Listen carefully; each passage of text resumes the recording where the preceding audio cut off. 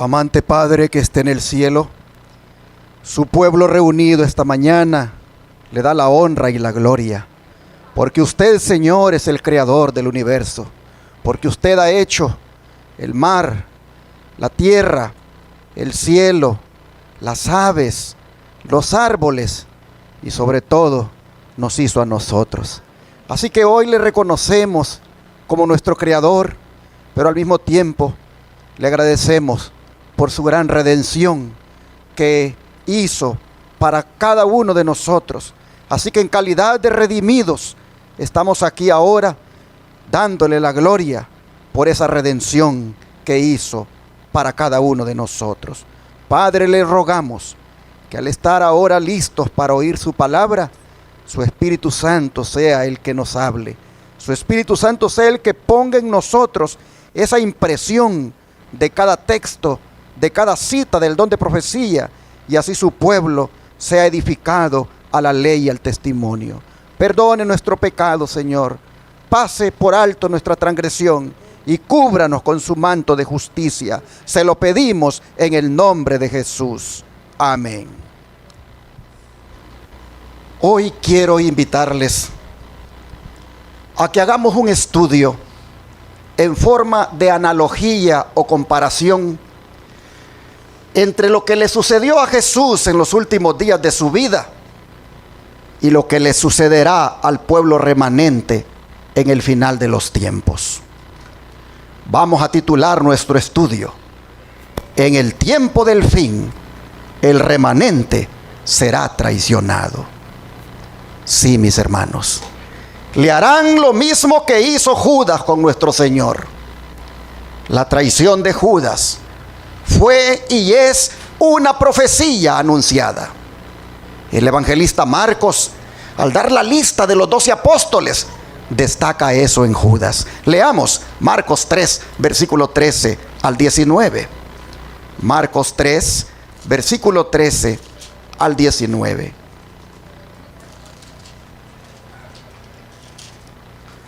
Dice la Escritura, Marcos 3, capítulo 3, versículo 13 al 19.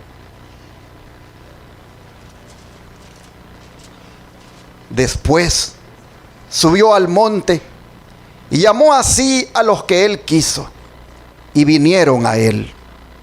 Y estableció a 12 para que estuvieran con él y para enviarlos a predicar, y que tuvieran autoridad para sanar enfermedades y para echar fuera demonios. A Simón, a quien puso por sobrenombre Pedro, a Jacobo, hijo de Zebedeo, y a Juan, hermano de Jacobo, a quienes apellidó Boanerges, esto es, hijo del trueno, a Andrés, Felipe, Bartolomé, Mateo, Tomás, Jacobo, hijo de Alfeo, Tadeo, Simón el cananista, y Judas Iscariote, el que le entregó. Y vinieron a casa. Si ustedes se fijan, sobre Judas hay una nota, y la nota es el que le entregó. Todos tuvieron debilidades de carácter, pero solo de Judas se dice el que le entregó. ¿Por qué le entregó? Porque era codicioso. Veamos un ejemplo de ello. Juan capítulo 12. Juan capítulo 12, versículo 3 al 6. Juan capítulo 12, versículo 3 al 6.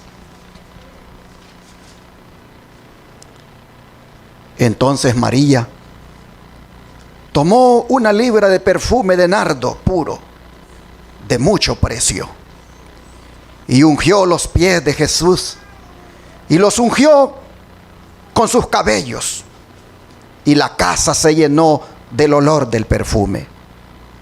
Y dijo uno de sus discípulos, Judas Iscariote, hijo de Simón, el que le había de entregar, ¿por qué no fue este perfume vendido por 300 denarios y dado a los pobres? Pero dijo esto no porque se cuidara de los pobres, sino porque era ladrón. Y teniendo la bolsa, sustraía de lo que se echaba en ella. ¿Qué les parece, hermanos? La codicia. La codicia lo llevaba a robar. Aquí tenemos un ladrón entre los discípulos. Judas no consideraba que Jesús valiera 300 denarios. Pensaba que el perfume debía haber sido vendido y el dinero dado a los pobres. Pero esto era pura hipocresía. No le preocupaban más los pobres que el Señor, pues estaba a punto de venderlo. Y no por 300 denarios, sino por una décima parte de esa cantidad. Vean Mateo capítulo 26, 14 al 16. Mateo 26, versículo 14 al 16.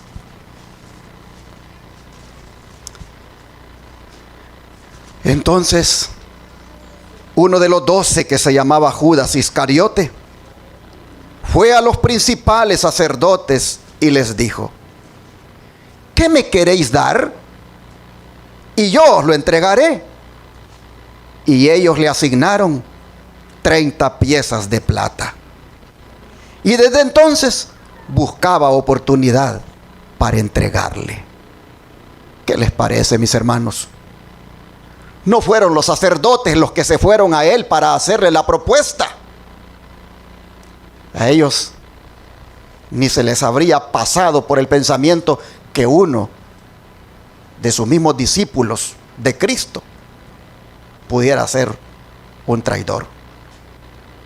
De manera que les quedó como a la medida el que Judas llegara a hacer la propuesta. Pues justamente ellos habían tenido una reunión donde habían estado hablando sobre cómo prender a Jesús sin hacer alboroto. Miren, versículos 3 al 5 de aquí mismo, del capítulo 26. Entonces los principales sacerdotes, los escribas y los ancianos del pueblo se reunieron en el patio del sumo sacerdote llamado Caifás y tuvieron consejo para prender con engaño a Jesús y matarle. Pero decían: no durante la fiesta, para que no se haga alboroto en el pueblo. No se atrevían a meterse con él en público. Y tampoco sabían dónde hallarle en privado. De manera que al llegar Judas con la propuesta, la dificultad era superada. Cuando Judas llegó a ofrecer sus servicios, hermanos y hermanas, la dificultad que los sacerdotes tenían se resolvió. Esto nos dice que cuando alguien está apartado de Dios y está haciendo lo malo, el diablo les ayuda.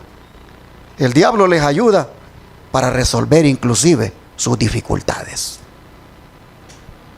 Los gobernantes, con el poder que tenían, podían matar a Jesús, pero nadie, sino solo un discípulo, podía traicionarlo. Y tuvo que ser Judas. Podría haber sido otro. La profecía no había dicho quién era, pero lamentablemente él dio cabida. Yo os lo entregaré. Así llegó diciendo: yo os lo entregaré sin que podáis apresarlo con ruido y alboroto. ¿Qué me queréis dar? Esto es lo único que hizo que Judas traicionara a su maestro. Esperaba conseguir dinero de esa manera. El amor al dinero y no otra cosa hizo de Judas un traidor. ¿Qué me queréis dar?, dijo. ¿Y qué es lo que quería? No era pan para comer, ni ropa para ponerse, ni cosas indispensables, ni comodidades. No. El avaro Judas no se contentaba con otra cosa que arrastrarse vilmente hasta los sacerdotes para decir: ¿qué me queréis dar? No es, hermanos y hermanas, la falta de dinero, sino el amor al dinero, la raíz de todo mal. Y eso era lo que Judas tenía bien arraigado en su corazón. Ahora viene el convenio. Los principales sacerdotes le asignan 30 piezas de plata. Eso es lo que vale ese tu maestro. Así lo evaluamos, así lo valoramos. Pero según la ley, hermanos, 30 piezas de plata era el precio de un esclavo. Así lo dice Éxodo. Vamos a Éxodo para comprobarlo. Éxodo 21, versículo 32. Éxodo 21, versículo 32.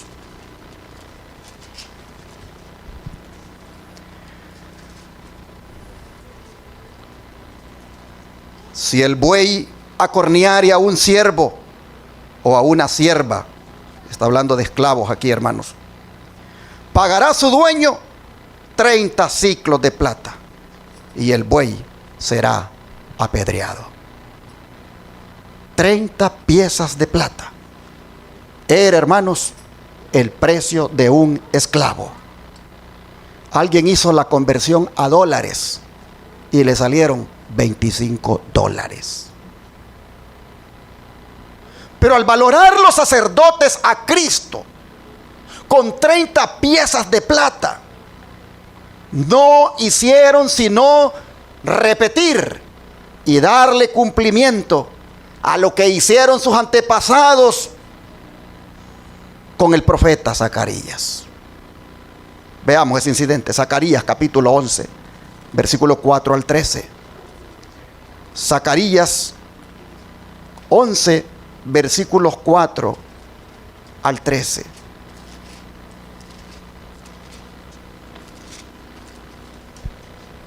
La Biblia dice lo siguiente. Zacarías 4, versículo 11 al 13. 4 al 13, perdón.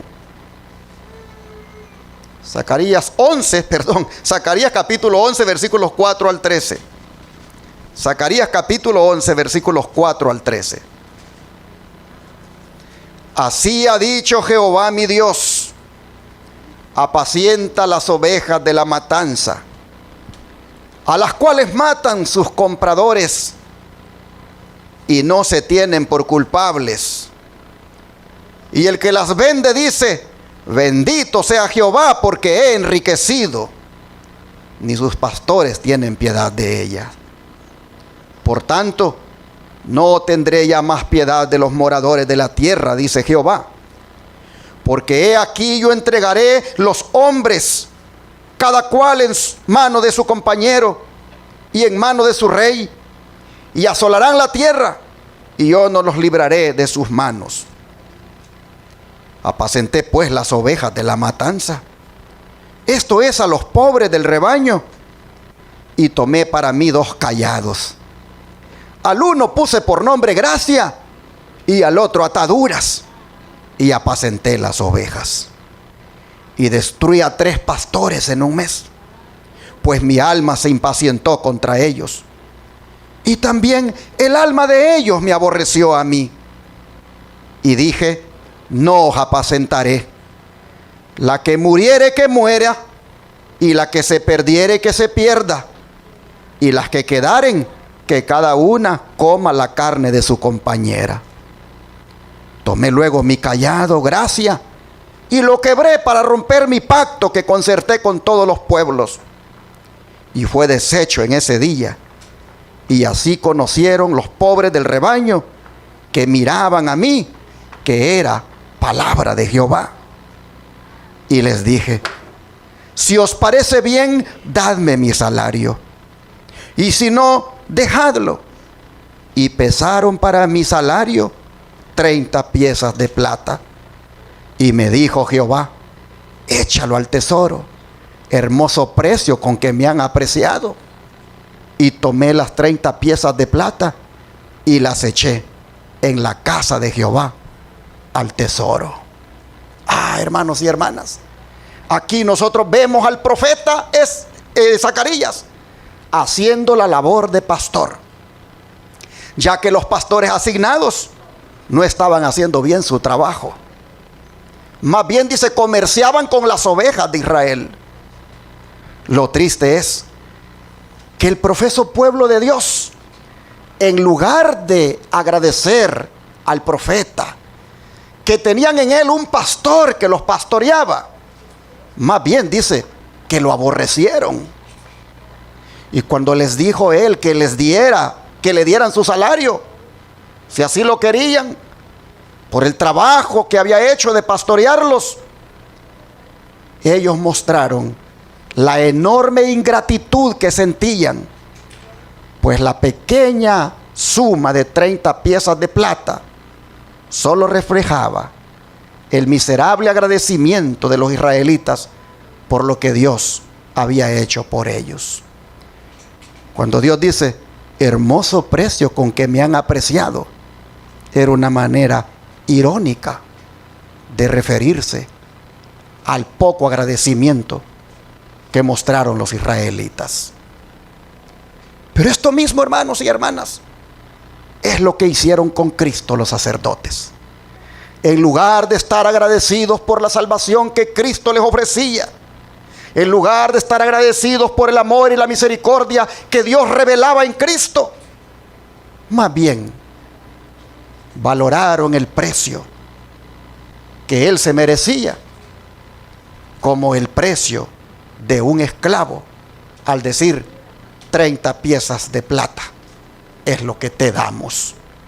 Hermanos, así los sacerdotes hicieron de la experiencia de Zacarías, que era una profecía anticipada, hicieron un cumplimiento de ella. Pero que Judas se prestara a aceptar tan miserable precio, solo dice, hermanos, lo poseído que estaba por Satanás. Por eso dice que desde entonces buscaba oportunidad para entregarle. Es decir, su cabeza andaba discurriendo para hallar la manera de llevarlo a cabo eficientemente tan macabro plan. Oh, hermanos, es algo muy perverso buscar las oportunidades para pecar y tramar maldades, pues esto lo único que demuestra es que el hombre tiene el mal hondamente enraizado en su corazón. Judas había tenido tiempo para arrepentirse, pero ahora, con el convenio pactado, el diablo le está diciendo que no debe faltar a su palabra, aún ser una traición contra su maestro. Y Jesús, que sabía todo en lo que Judas andaba, vean lo que dijo en cierta ocasión. Mateo 26, versículo 20 al 25. Mateo 26, versículo 20 al 25.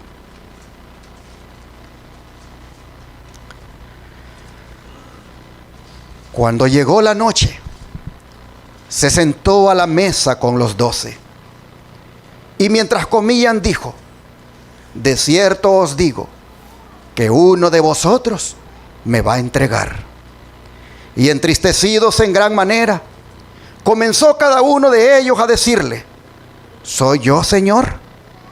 Entonces él respondiendo dijo: el que mete la mano conmigo en el plato, ese me va a entregar.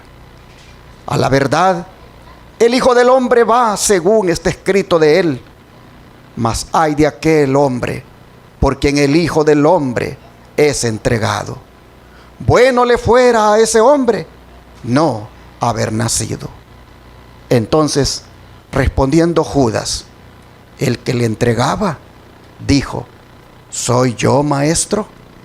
Le dijo: tú lo has dicho. mis hermanos, qué anuncio más triste el que está haciendo Jesús aquí. Miren ustedes, Judas comenzó a comprender que Jesús leía su oculto secreto como quien lo lee en un libro abierto. Pero llama la atención que el relato diga que comenzó cada uno de los discípulos a decir: ¿acaso soy yo, Señor? Es que no sospechaban de Judas. Aunque era un ladrón, parece ser que lo disimulaba tan bien que ninguno de ellos miró hacia él. Mucho menos preguntaron: Señor, ¿es Judas?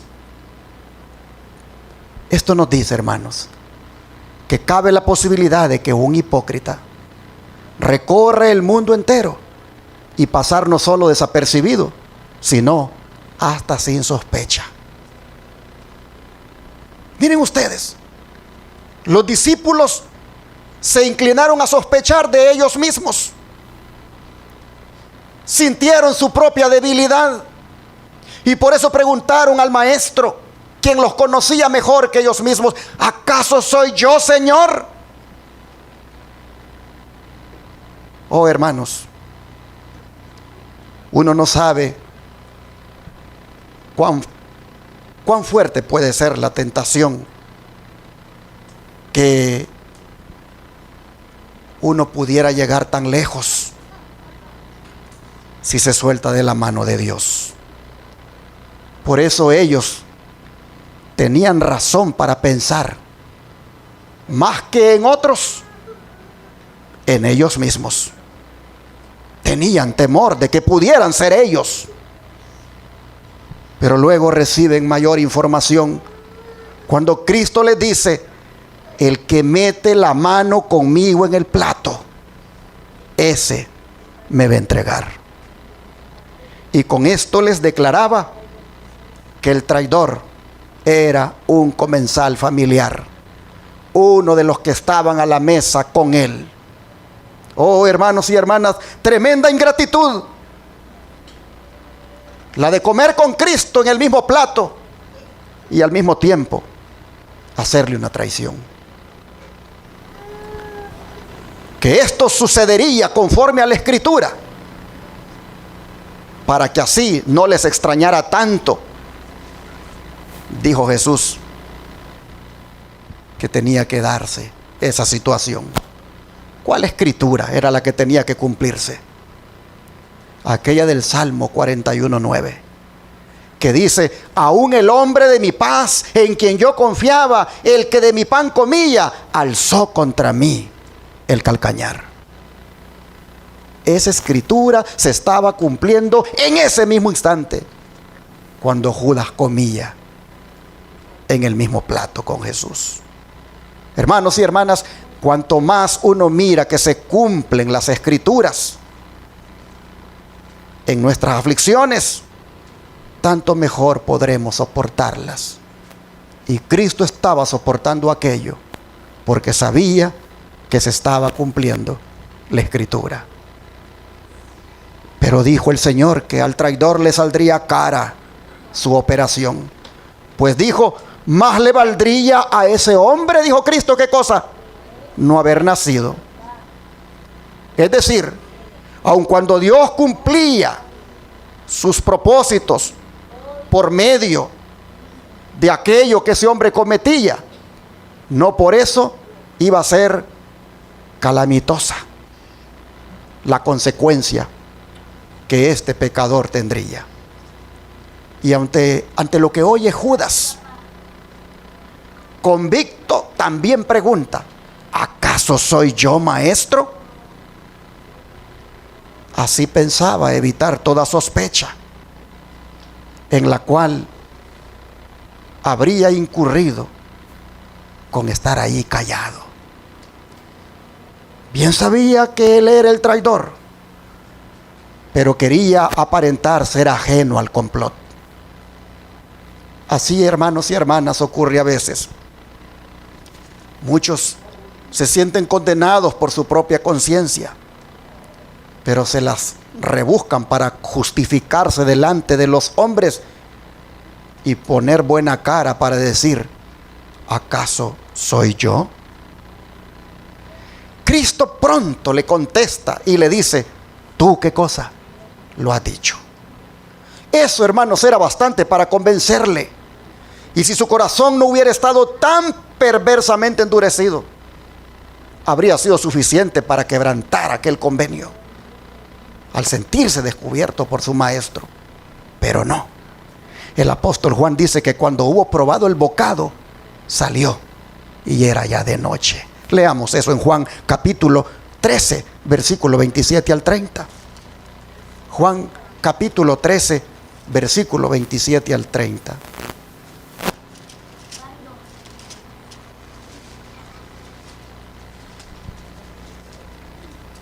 Juan 13, versículo 27 al 30.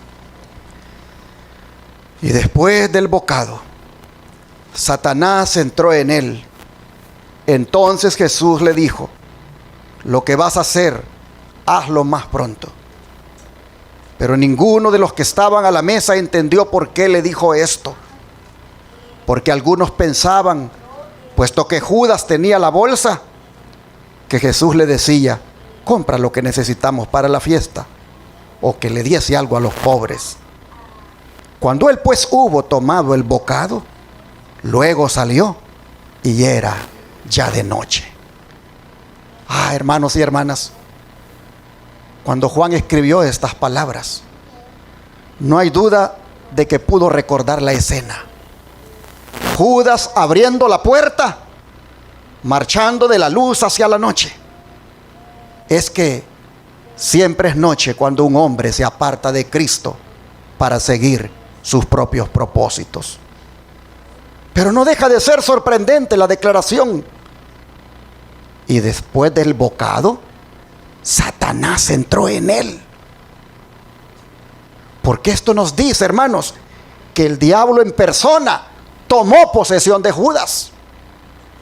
Entró en él para hacer que quedaran establecidos firmemente en su corazón, ahora sí, el odio y el desprecio que estaba sintiendo hacia Cristo, como también su avidez por tener en sus manos el salario de su iniquidad y la resolución de obtenerlo a toda costa.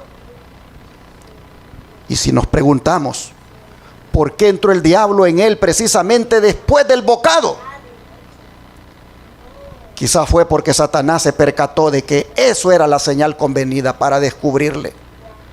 Y era necesario que se decidiera llevar a cabo sus planes con la mayor determinación. Así, hermanos, Judas no apreció las bondades de Cristo. Y en lugar de mejorar su vida, la empeoró. Así también somos nosotros a veces. En lugar de apreciar las bondades que el Señor hace con nosotros, en lugar, hermanos, de mejorar nuestra vida, dichas bondades, empeoramos y quedamos confirmados en la obstinación y hacemos cosas desagradables delante de Dios, como Judas, que sin contrición y sin arrepentimiento avanzó hacia adelante en el plan. Cristo lo despidió a toda prisa, pues le dijo, lo que vas a hacer, hazlo más pronto. Como si le dijera, date prisa en consumar la traición que has planeado contra mí. Y con esto daba a entender Jesús, no solo que conocía muy bien los planes de Judas, sino que siendo el amo y señor de todas las cosas, era también el dueño de la situación. Y él mismo, hermanos, abandonaba a Judas al poder del diablo que había entrado en él. Todos los demás medios que Cristo había usado con Judas resultaron sin efecto por la resistencia del mismo Judas. Y es que cuando el espíritu diabólico, el ser humano lo recibe voluntariamente en su corazón, el Espíritu Santo se retira del lado de dicha persona. Jesús, con la frase que le dirigió a Judas, lo que has de hacer, hazlo más pronto, prácticamente le estaba diciendo, date prisa, Judas, no tengo miedo, estoy presto para ser entregado por medio de ti. Y Judas, hermanos, salió enseguida para comunicar a las autoridades a quienes se había ofrecido por dinero entregar a Jesús. Comunicarle a ellos del lugar y la hora conveniente para arrestar a su maestro. Sus planes habían sido descubiertos ahí en el aposento alto, así que era necesario darse prisa, pues salió enseguida como quien está cansado ya de soportar aquel ambiente, incluso la compañía de su Señor y de los demás discípulos. Jesús no tuvo que tomarle la mano y sacarlo a la calle, no, él se fue de muy buena gana a proseguir con su plan. Satanás había entrado en él y por lo tanto le daba prisa a que realizara sus planes. Pero quiero volver a destacar esto, de que cuando salió Judas, dice que ya era, ¿qué cosa? De noche.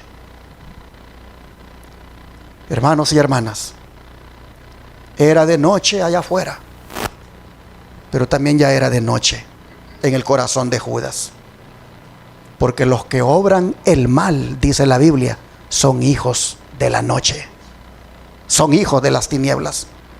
Así que a Judas no le importaron ni la oscuridad, ni el frío, ni la noche.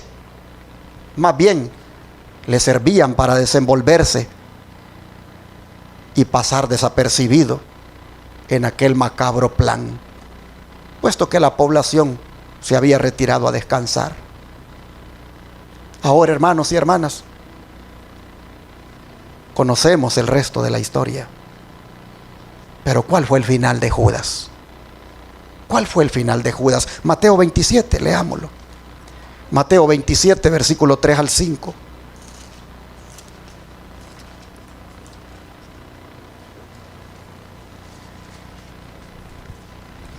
Entonces Judas,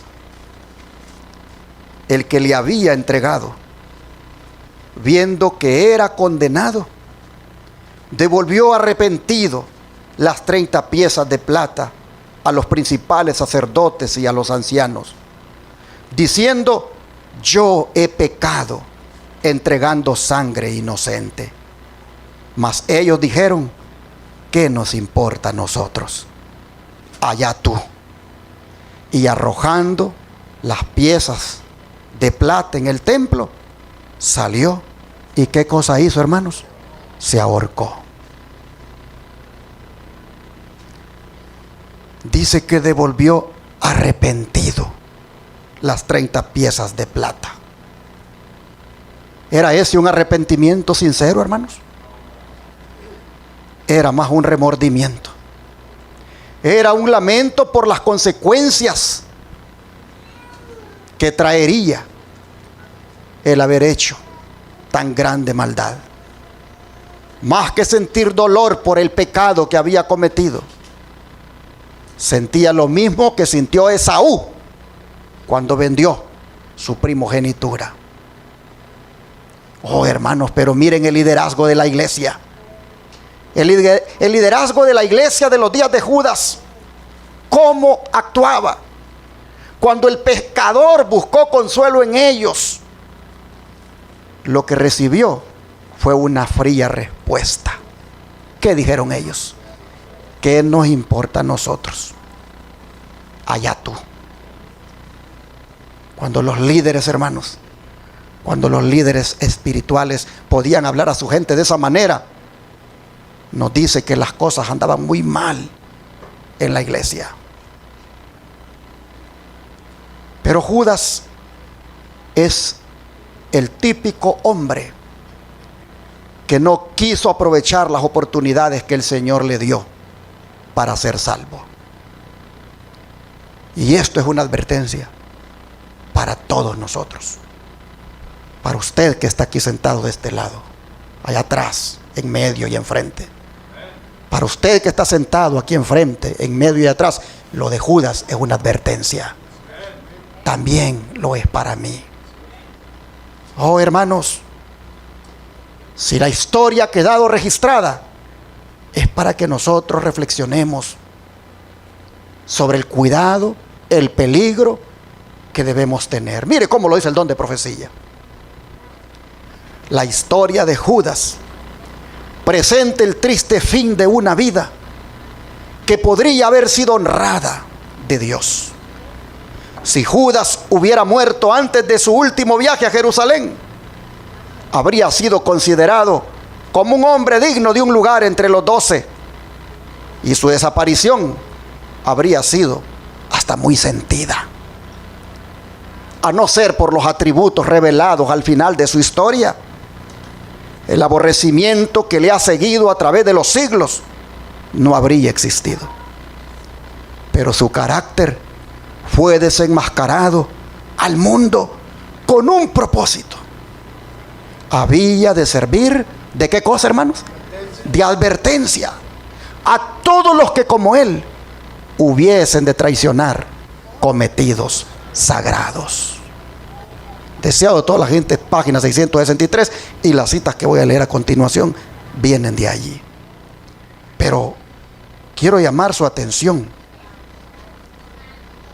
a ese habría que está subrayado. Miren ustedes, está subrayado allí: hubiese, habría y no habría. Y antes dice podría. Hermanos y hermanas, todos nosotros aquí hemos tenido un habría hasta ahora. Todos nosotros aquí hemos tenido un podría. Cada uno de nosotros ha tenido un hubiese.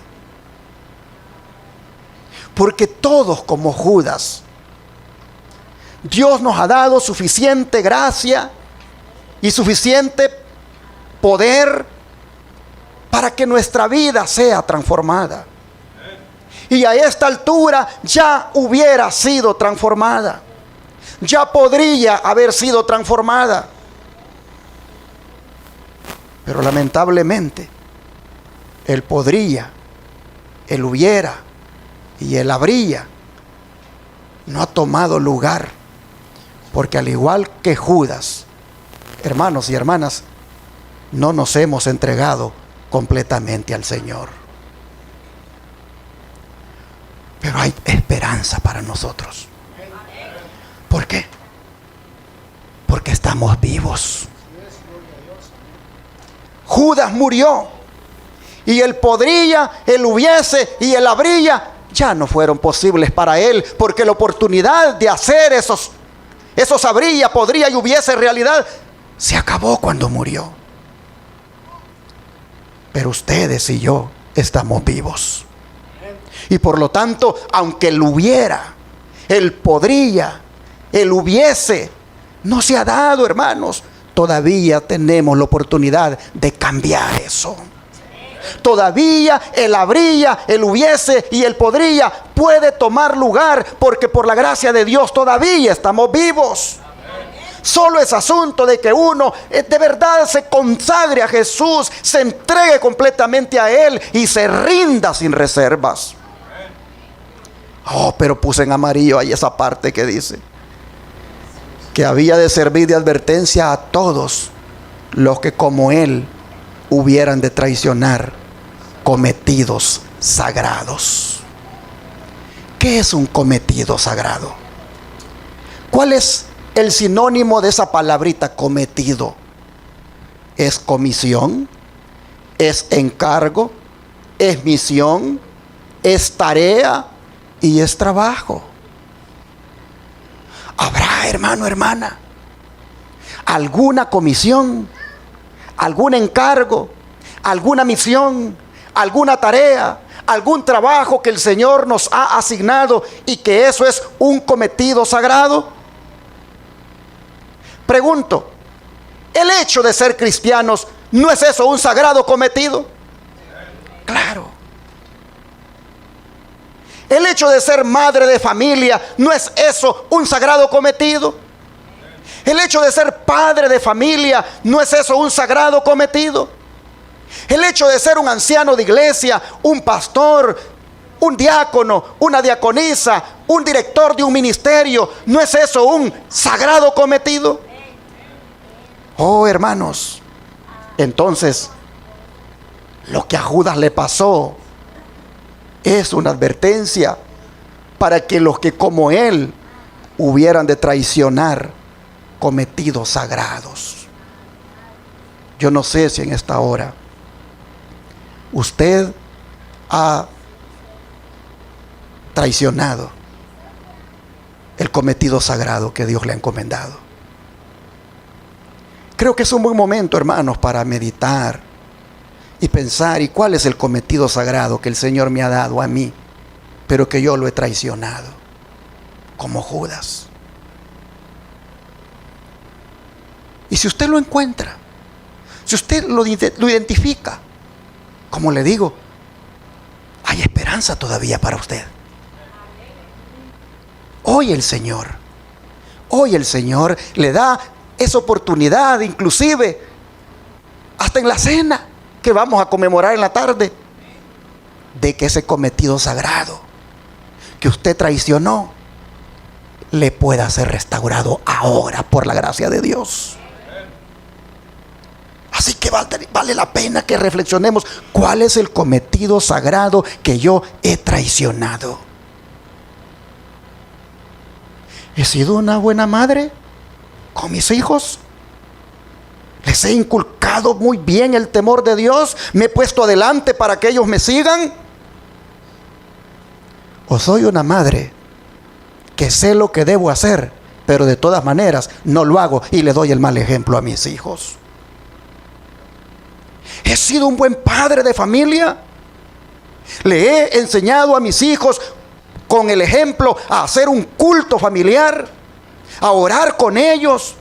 ¿Me he puesto adelante para que mis hijos me sigan? ¿O como cometido sagrado de ser un padre, simplemente lo he traicionado y no he hecho esa labor? El día que me casé hice un voto sagrado delante de Dios, que le sería fiel a mi esposa o al esposo en caso de las hermanas. He sido fiel a ese cometido. He sido un buen esposo, he sido una buena esposa. Mi esposa ha podido ver en mí a un hombre de Dios. El esposo ha podido ver en su esposa a una mujer de Dios. He podido yo cumplir con ese cometido sagrado que el Señor me ha dado. Oh, hermanos, la advertencia de Judas es para reflexionarla ahora. Mire lo que sigue diciendo el don de profecía. Un poco antes de la Pascua, Judas había renovado con los sacerdotes su contrato de entregar a Jesús en sus manos. Entonces se determinó que el Salvador fuera prendido en uno de los lugares donde se retiraba a meditar y orar. Oh, hermanos,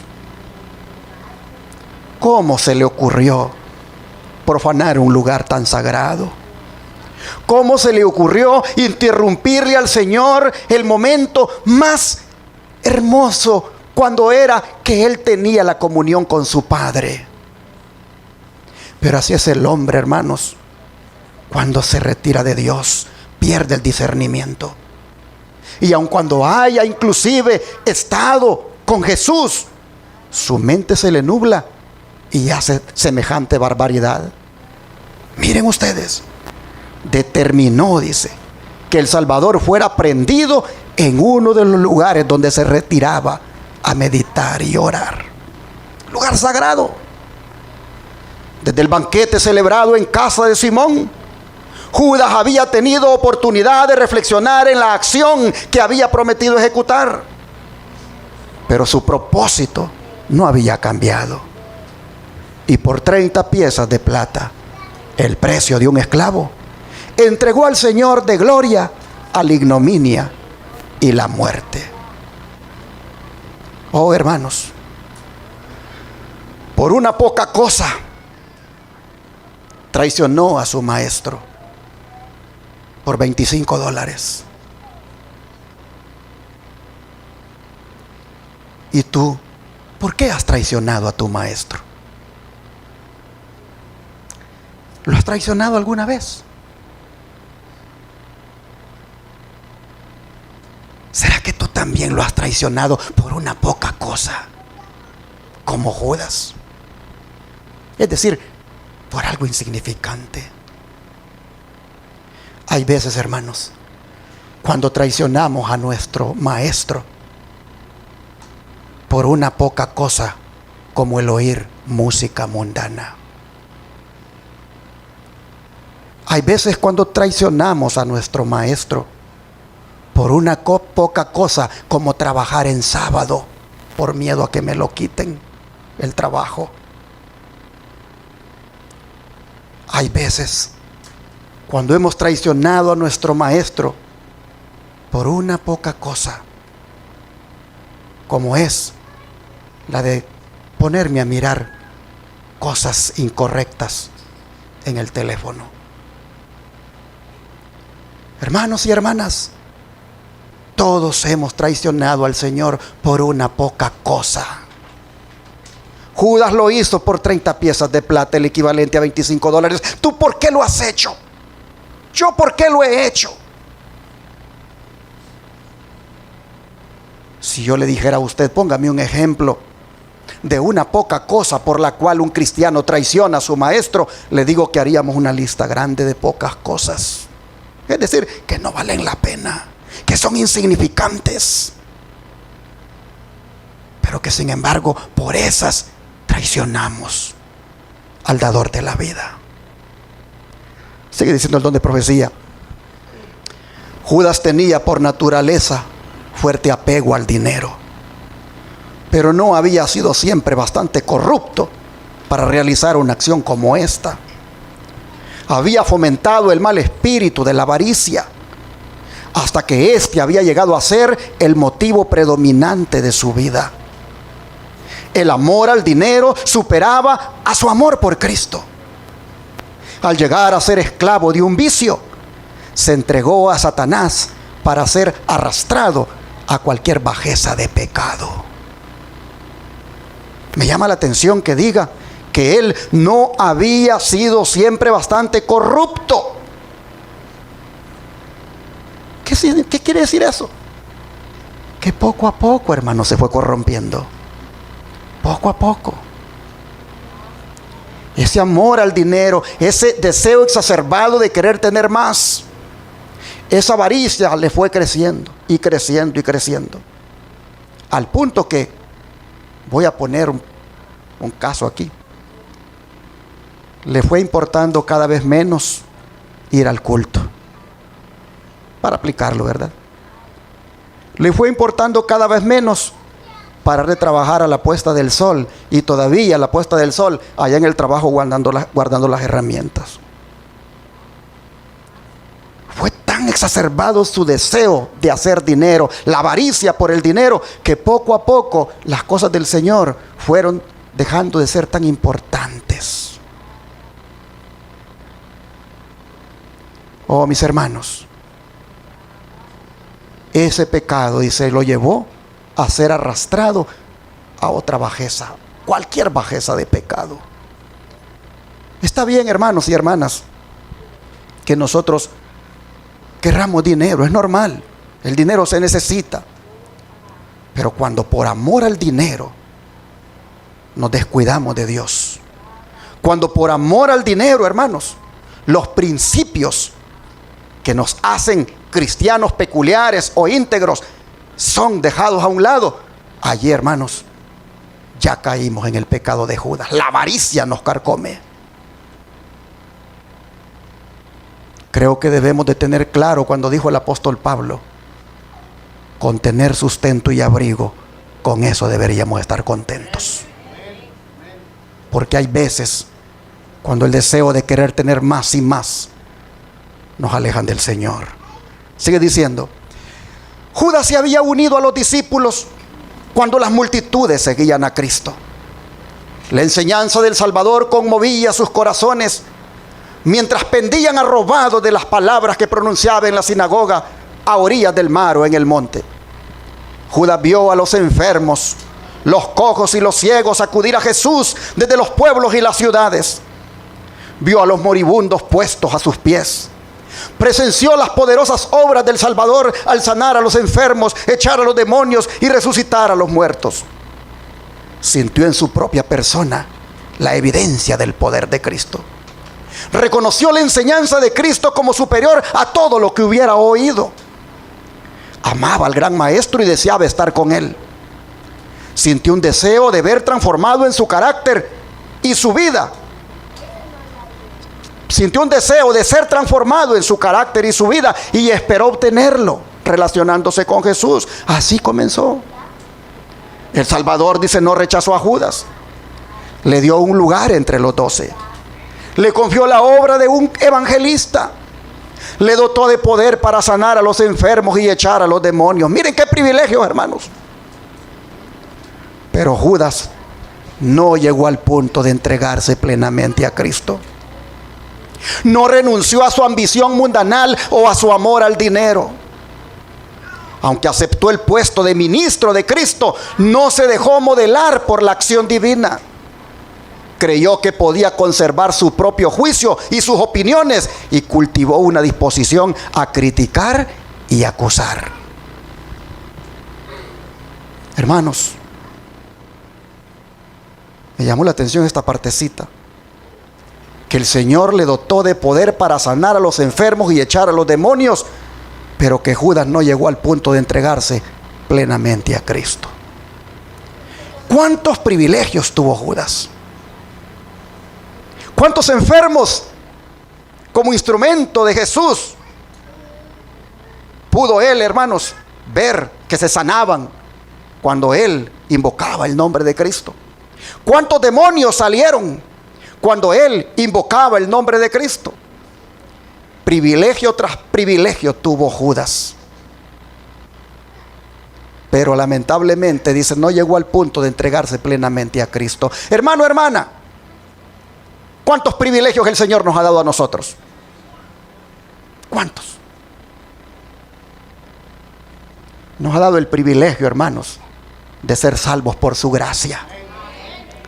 Nos ha dado el privilegio de ser revestidos con su manto de justicia.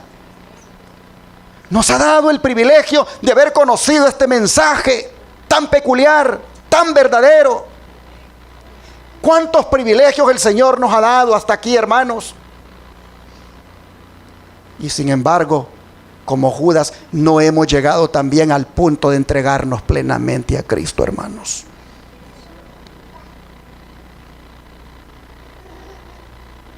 Entre más privilegios uno tiene, más le es demandado. Sigue diciendo el don de profecía: Judas era tenido en alta estima por los discípulos y ejercía gran influencia sobre ellos. Tenía alta opinión de sus propias cualidades y consideraba a sus hermanos muy inferiores a él en juicio y capacidad. Ellos no veían sus oportunidades, pensaba él, ni aprovechaban las circunstancias, decía él. La iglesia no prosperaría nunca con hombres tan cortos de vista como directores, decía Judas. Pedro es impetuoso, obra sin consideración. Juan, que atesoraba las verdades que caían de los labios de Cristo, era considerado por Judas como mal financista.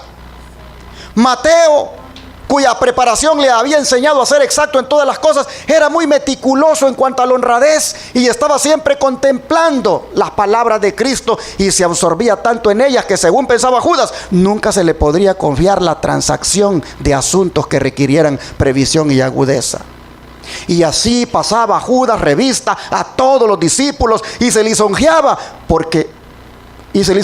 de no tener él, porque de no tener él su capacidad para manejar las cosas, la iglesia se vería con frecuencia en perplejidad y embarazo.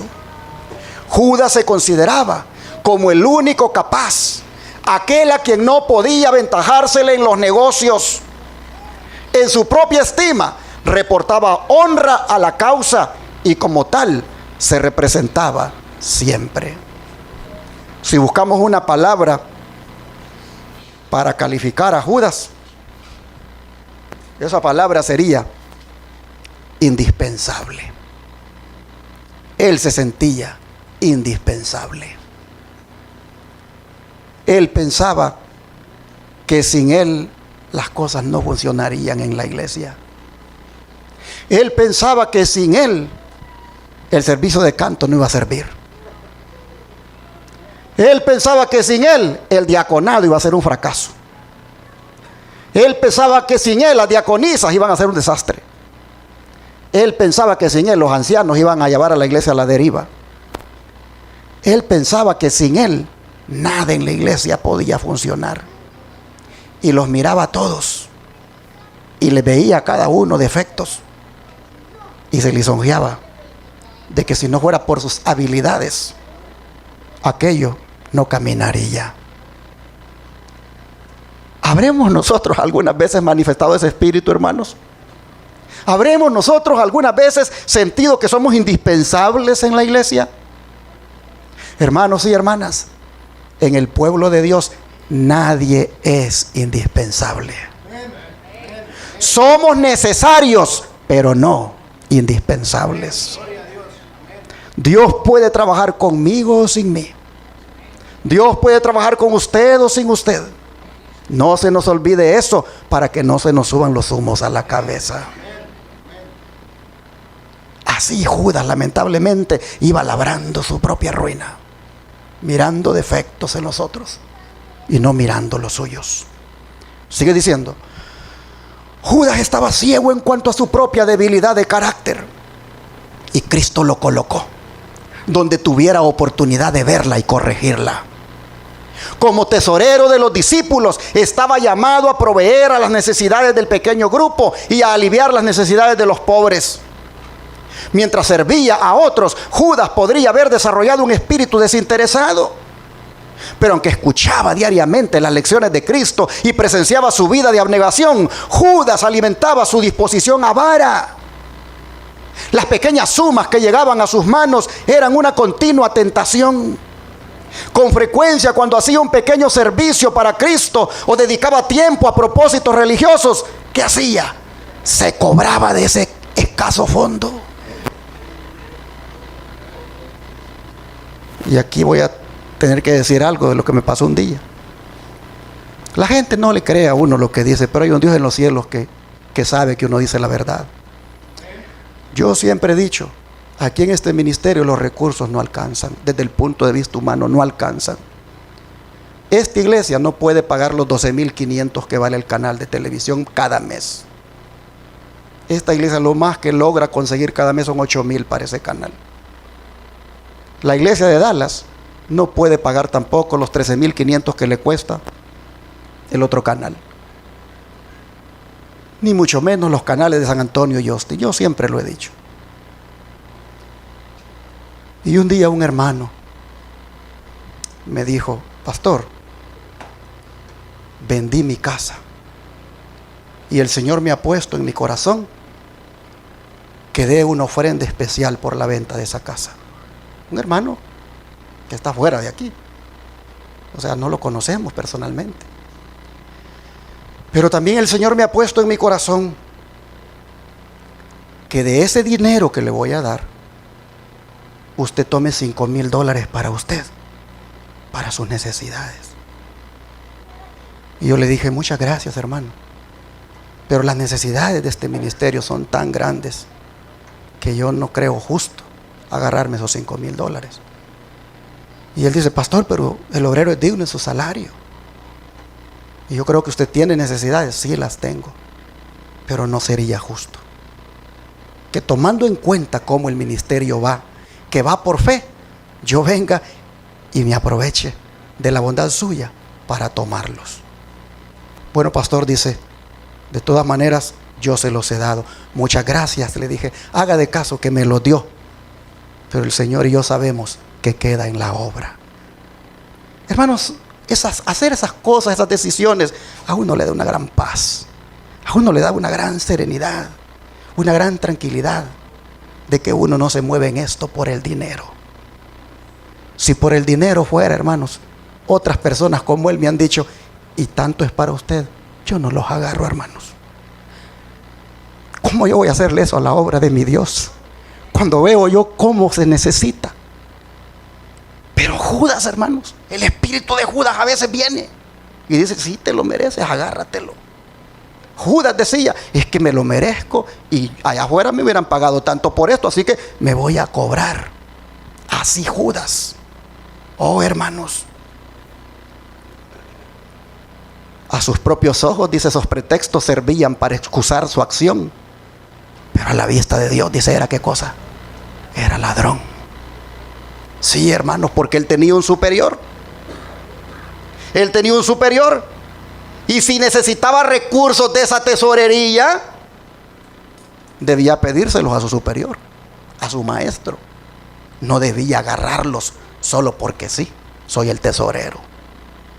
Así, hermanos y hermanas, nosotros miramos que este hombre estaba ciego, dice, a sus debilidades, y él más bien no miró por qué Dios lo puso en ese cargo.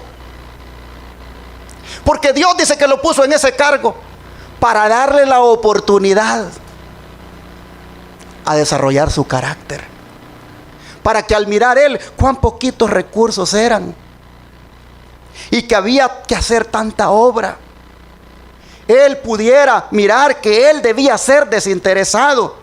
Hermanos, el Señor lo puso allí en ese puesto para eso. Hermanos, cuando Dios nos pone en un lugar con una responsabilidad, Él lo hace para que allí desarrollemos nuestro carácter. Judas no entendió eso. Jesús sabía muy bien las tendencias de Judas, pero de todas maneras le dio la tesorería y nunca lo recriminó por lo que hacía, porque el Señor esperaba que cada vez que él se mirara en esa tentación, él desarrollara su carácter, un carácter desinteresado. Oh, hermanos, cuántas veces el Señor nos ha puesto en un lugar, en una responsabilidad para que hagamos eso, desarrollar el carácter semejante al de Cristo. Mira, hermano, hermana, tú antes estabas en otra congregación, allá estabas, pero ¿por qué crees que Dios te tiene aquí ahora? Dios te trajo aquí y te tiene aquí para que aquí tú desarrolles un carácter conforme al de Cristo. Porque a lo mejor en el lugar donde estabas, cosas que mirabas, cosas que pasaban, no te permitía que se desarrollara ese carácter, y el Señor permite que vengas aquí. Dios no te trajo aquí por pura casualidad, no, hermanos. Y si el Señor todavía viene y dice, te voy a dar este privilegio para que hagas algo en la iglesia, con más razón, hermanos, para que desarrollemos nuestro carácter. Ojalá lo entendiéramos y aprovecháramos bien la oportunidad que Dios nos da. Sigue diciendo. La declaración con frecuencia repetida por Cristo de que su reino no era de este mundo, ¿qué pasaba con Judas? Lo ofendía.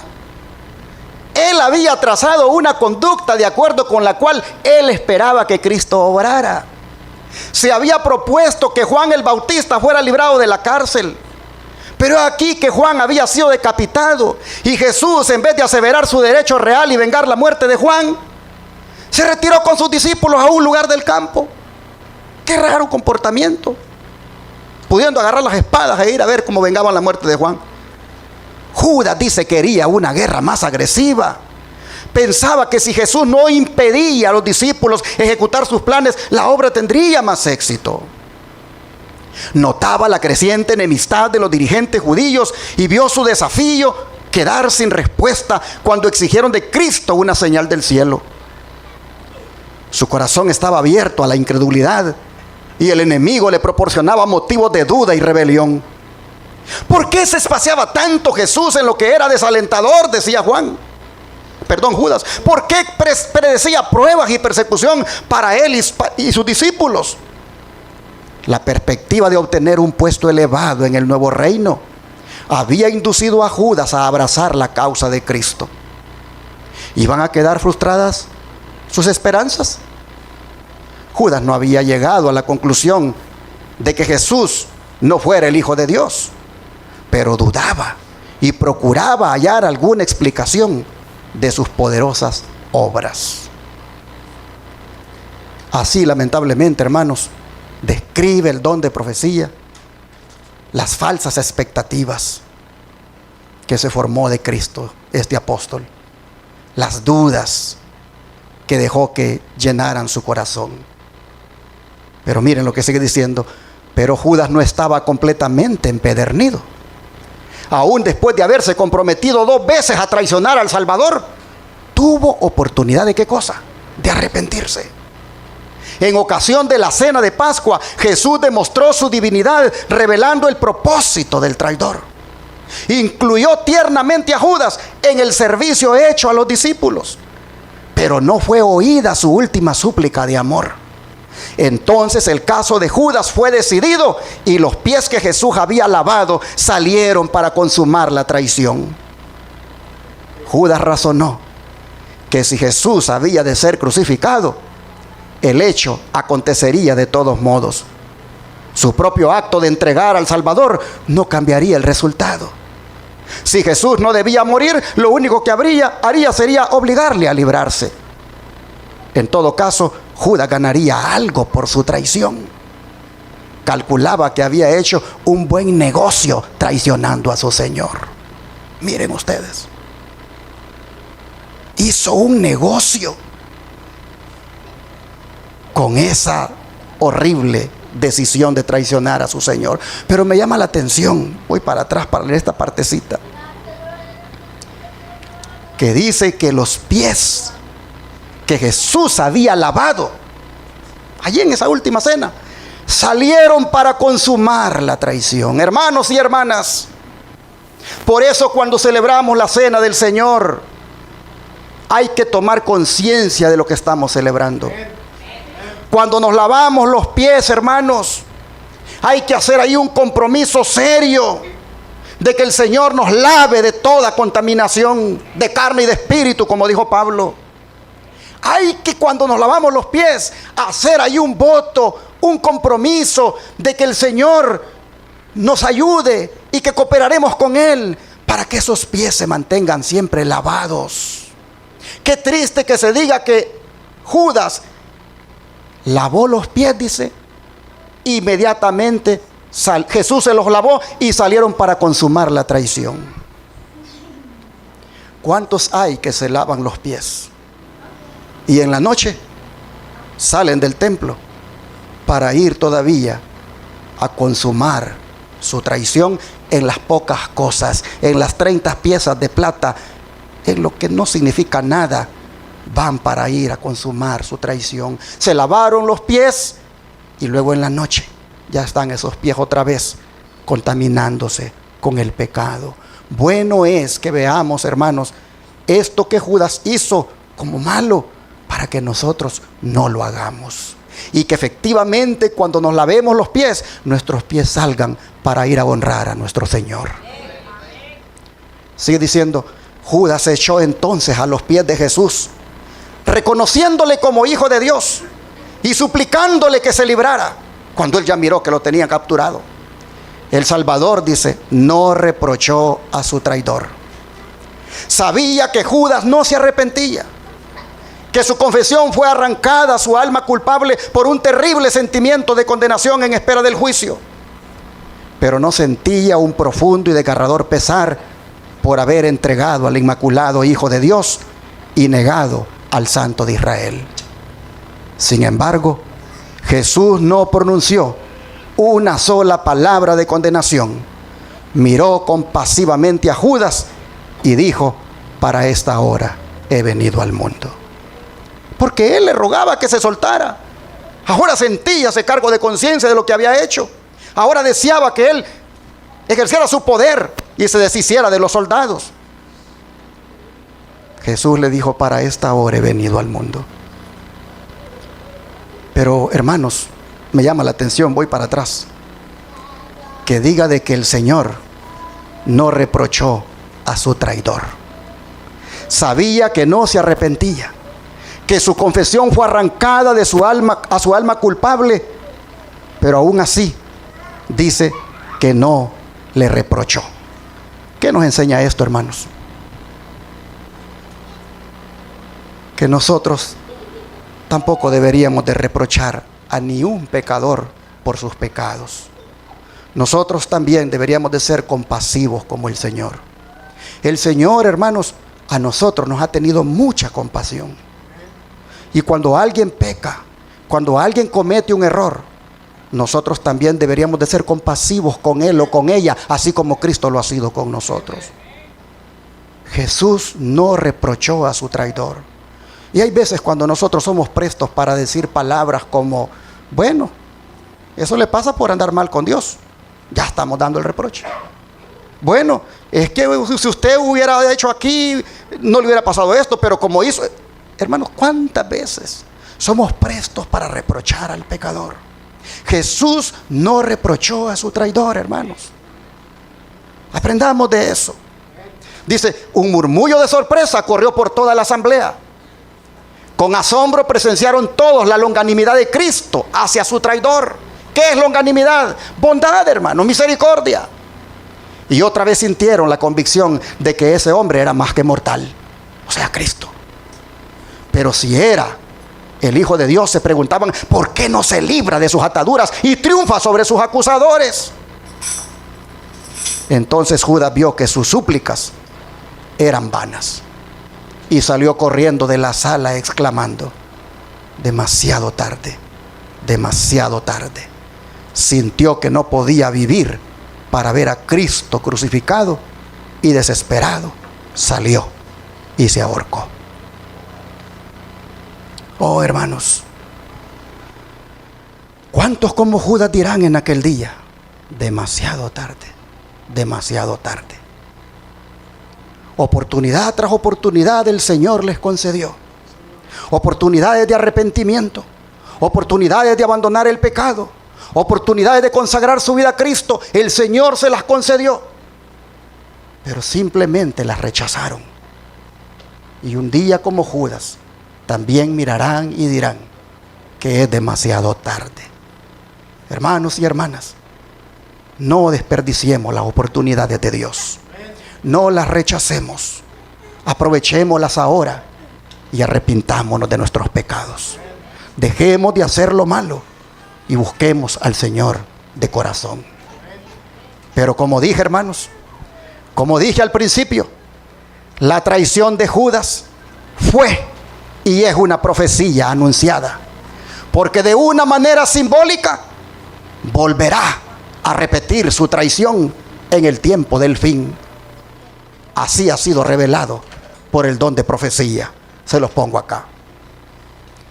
Yo vi que la iglesia nominal y los adventistas nominales, como Judas, nos entregarán a los católicos para obtener su influencia, para luchar contra la verdad. Los santos serán entonces un pueblo oscuro, poco conocido para los católicos. Pero las iglesias y los adventistas nominales, que conocen nuestra fe y costumbres, traicionarán a los santos y los denunciarán a los católicos como los que desprecian las instituciones del pueblo. Es decir, que ellos guardan el sábado y desprecian el domingo. Yo vi. Y cuando la sierva del Señor dice, yo vi, es porque Dios se lo mostró. En el libro Spalding Magan Collection, Elena White registra esto. Yo vi que la iglesia nominal y los adventistas nominales, como Judas, nos entregarán a los católicos.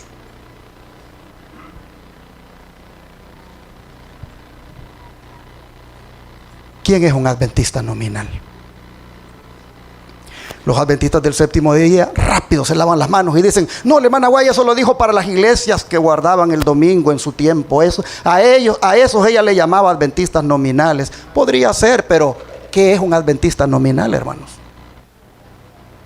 Es uno que solo lleva eso de nombre, que es adventista de nombre, pero que con sus actos, con su forma de vivir, demuestra no es genuino, es nominal.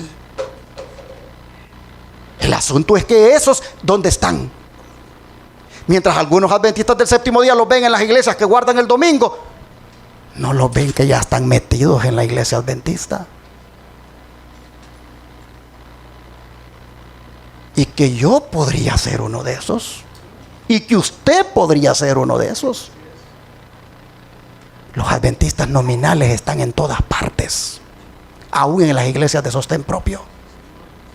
El adventista nominal es todo aquel que solamente lo es de nombre, pero que su forma de vivir, sus actos, su manera de llevar su cristianismo es, hermanos, de una manera falsa. El punto es que dice que estos van a hacer lo mismo que hizo Judas. Traicionar a quienes, a los genuinos, a los santos, a los verdaderos, a los que realmente, hermanos, están comprometidos con el Señor, a esos que están luchando por hacer la voluntad de Dios. A esos, dice, los entregarán. Los entregarán y los van a denunciar, dice, a los católicos como los que desprecian las instituciones del pueblo, guardando el sábado y despreciando el domingo. Yo creo que a este momento sería bueno que los discípulos, como los discípulos, nosotros preguntáramos: ¿seré yo, Señor? ¿Seré yo ese adventista nominal que, como Judas, voy a entregar a mis hermanos? ¿Seré yo ese adventista nominal y cobarde que, por no cerrar filas en torno al mensaje y ser fiel en defenderlo y predicarlo y vivirlo, voy más bien a señalar a aquellos que sí lo hacen? Oh, hermanos y hermanas, el adventista nominal es todo aquel mediocre, todo aquel que no estudia la Biblia, todo aquel que no ora, todo aquel que no le gusta hacer obra misionera, todo aquel que es flojo en la forma de guardar el sábado, todo aquel que no tiene una íntima comunión con Cristo. Ese es un adventista nominal. Y cuidado, porque allí sí creo que en más de alguna de esas caemos nosotros. Así que el examen de ¿seré yo, Señor? Bueno es que lo hagamos, hermanos, para que no vayamos a ser de aquellos que van a entregar a los hermanos. O sea, hermanos, que en el tiempo del fin el remanente será traicionado. Pero ¿quién es el remanente, hermanos? Díganme ustedes, ¿quién es el remanente? Apocalipsis 12:17, no lo vamos a leer, pero usted ya sabe lo que dice. Son los que guardan los mandamientos de Dios y tienen el testimonio de Jesucristo. Pues a ellos, dice, los adventistas nominales los van a denunciar, los van a entregar, los van a traicionar con los católicos. ¿Y por qué los adventistas nominales? Porque ellos, dice Elena White, conocen bien nuestras costumbres, conocen bien cómo nosotros guardamos estos mandamientos, cómo nosotros creemos esto. Ellos saben muy bien cómo pensamos. Así que ellos nos traicionarán.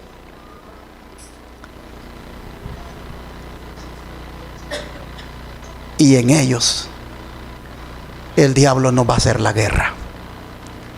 Porque dice que Satanás se llenó de ira, primero contra la iglesia, aquella que existía allá durante los 1260 días, pero que después, dice, se fue a hacer guerra ¿contra quién? Contra el resto. Hermanos, no es todo el cristianismo el remanente, sino lo que queda de él. Es decir, los que guardan los mandamientos de Dios y tienen el testimonio de Jesucristo, que es el espíritu de profecía. El remanente final no será toda la iglesia cristiana, sino lo que quede de ella, siendo fiel en guardar los mandamientos de Dios. El dragón o Satanás, que es lo mismo, no le hará la guerra a toda la iglesia cristiana en el tiempo del fin, sino solo al residuo, al remanente. ¿Por qué? Porque está guardando los mandamientos de la ley de Dios tal como han sido revelados, entre los cuales está el cuarto mandamiento, que habla de guardar el sábado y no el domingo. Los mandamientos de Dios, hermanos, estarán en pugna en esa lucha entre el dragón y la iglesia remanente.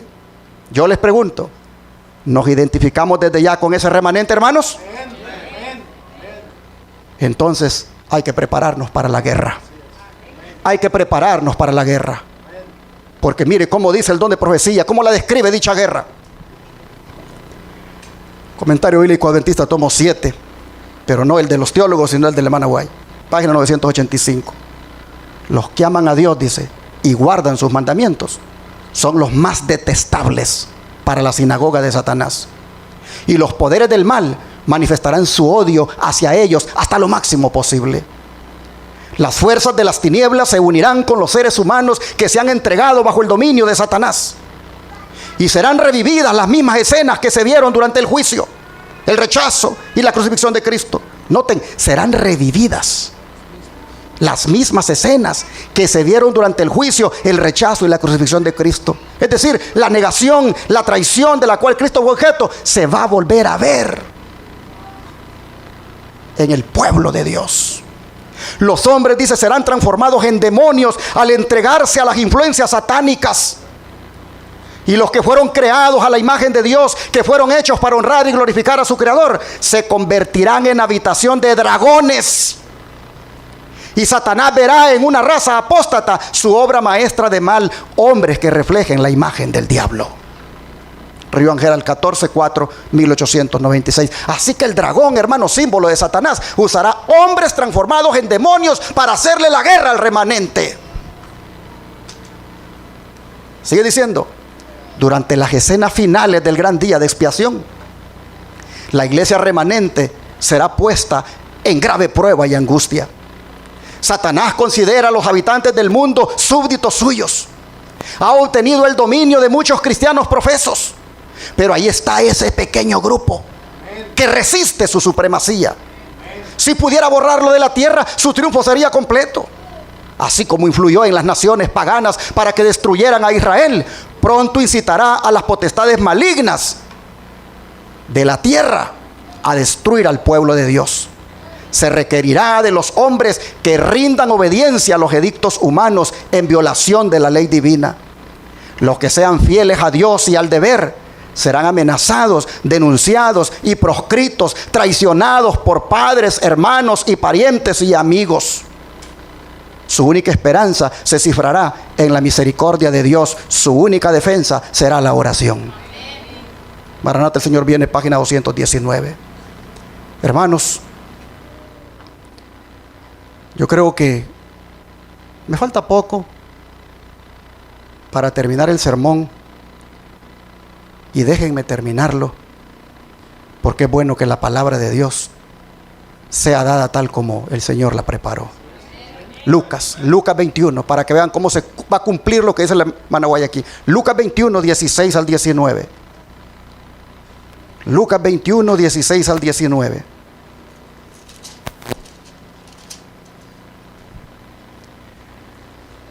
Dijo el Señor: mas seréis entregados aún por vuestros padres y hermanos y parientes y amigos, y matarán a algunos de vosotros. Y seréis aborrecidos de todos por causa de mi nombre, pero ni un cabello de vuestra cabeza perecerá. Con vuestra paciencia ganaréis, ¿qué cosa, hermanos? Vuestras almas.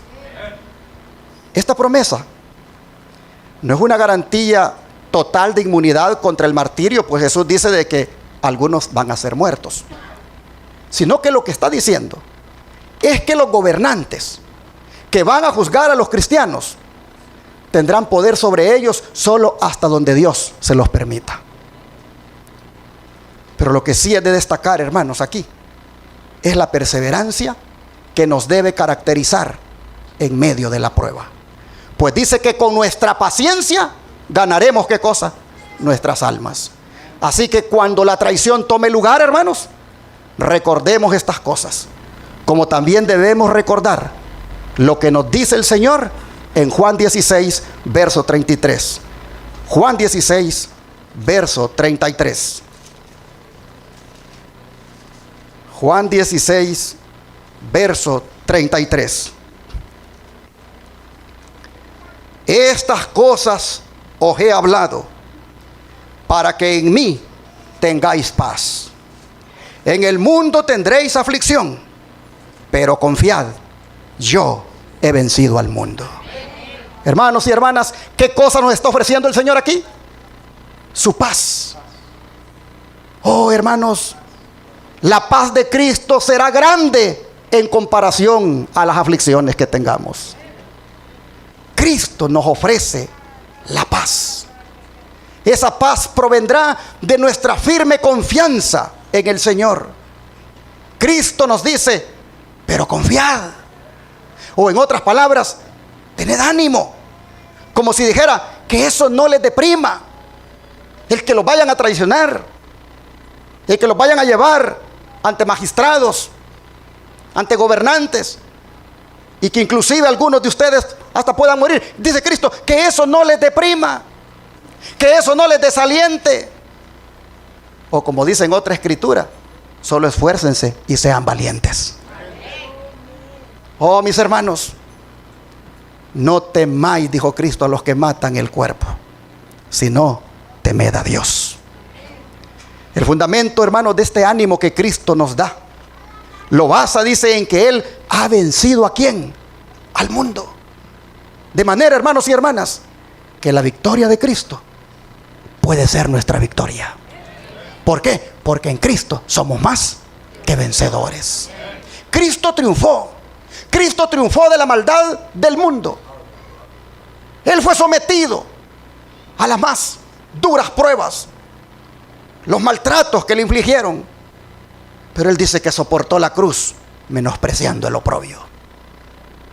Oiga eso. Soportó la cruz menospreciando el oprobio. El oprobio no le quitó la paz al Señor. Y por eso nos dejó lo último que Él mantuvo en la cruz. La paz. La paz interior que ni los enemigos se la pudieron quitar. Oh, hermanos, Jesús dijo, yo he vencido al mundo. Yo les pregunto, ¿habrá en la tierra algún otro conquistador que haya vencido al mundo como Cristo lo venció? No, no hay. Cristo es nuestro gran conquistador. Él venció. Y si Cristo ha vencido al mundo, y eso lo tenemos siempre en nuestra vista, entonces, hermanos, al mundo y al diablo nosotros los debemos de considerar como enemigos vencidos ya. Cristo derrotó completamente al diablo y al mundo. Y nosotros los creyentes no tenemos otra cosa más que estar firmes y resistir como Cristo. Cristo lo tentó el enemigo por todas partes, pero en cada una de las tentaciones el Señor venció. Y ese debe ser un aliciente para nosotros. Oh, hermanos y hermanas, que nadie ni nada nos derrote. Mantengámonos en victoria con Cristo. Así que recuerde lo que dijo el Señor: no temáis manada pequeña. Seamos firmes y fieles hasta que Cristo venga. Que Dios bendiga su palabra.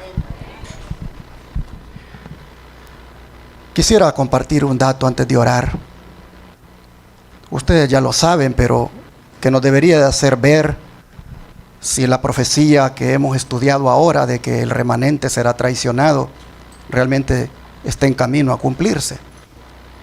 Y es, hermanos, que el Israel moderno tristemente ya comenzó a traicionar al remanente. ¿De qué manera?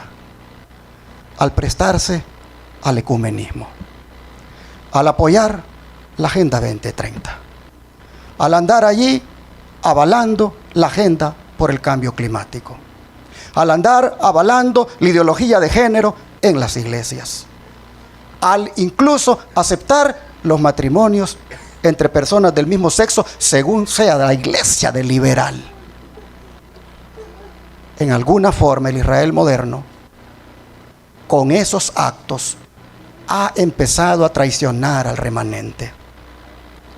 Falta que llegue a lo que hemos dicho, de entregar a los hermanos, de denunciarlos, de presentarlos como opositores al gobierno y a las leyes dominicales.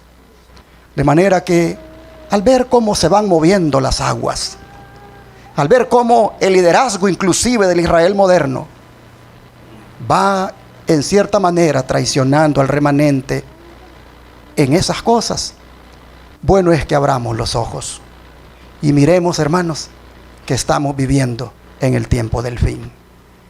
Y que lo que se ha dicho que va a venir, va a venir. Pero la importancia que tiene, hermanos, de que usted y yo nos aferremos de Jesús, eso es algo indispensable. Y es allí donde yo quiero llevarle ahora. A que usted haga la diferencia en este mundo. Que usted se consagre tanto al Señor. Que usted le sirva tanto al Señor y se comprometa tanto con Él, que usted no vaya a traicionar nunca al remanente. En la medida en que lo hagamos, en la medida en que cada día nos entreguemos al Señor, tenemos la garantía de que seremos firmes y fieles. Pero esto solo lo podemos lograr de rodillas, pidiéndolo cada día. Así que en este momento quiero invitarle a arrodillarse conmigo para orar y pedirle a Dios su ayuda.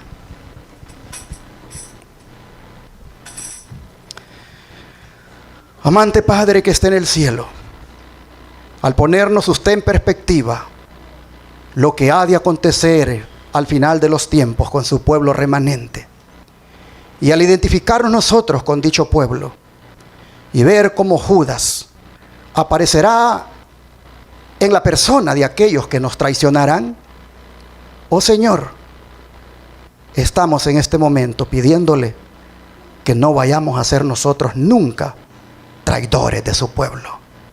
Que nos ayude, Señor, a amarle tanto y servirle, que nunca vayamos a traicionar a ningún hijo de su pueblo. Le rogamos, Padre, que nuestra adhesión a usted, a su justicia, a su santidad, a su verdad, sea tan profunda y sea tan permanente, que nos garantice que en ese tiempo nosotros quedemos dentro de los fieles, dentro de ese remanente que a toda costa sigue guardando sus mandamientos y tiene el testimonio de Jesucristo. Ayúdenos, Señor. Ayúdenos a no claudicar. Ayúdenos a no transigir con el pecado. Ayúdenos, Señor, a no violar los principios. Ayúdenos a mantenernos sin avaricia, sin codicia, sin esa actitud de crítica y de juzgamiento como la que Judas tuvo. Ayúdenos, Señor, a despojarnos de todo eso y a vivir de una manera que a usted le agrade. En sus manos nos encomendamos y le pedimos nos dé victoria sobre el pecado, nos dé victoria sobre todas las cosas que llevaron a Judas al fracaso. Que nos ayude, Señor, a nunca traicionarle más en nuestra vida. Ayúdenos, Señor, a serle fieles. Nosotros creemos que si usted nos ayuda, lo podremos lograr. Así que le pedimos esta ayuda en el nombre de Jesús. Amén.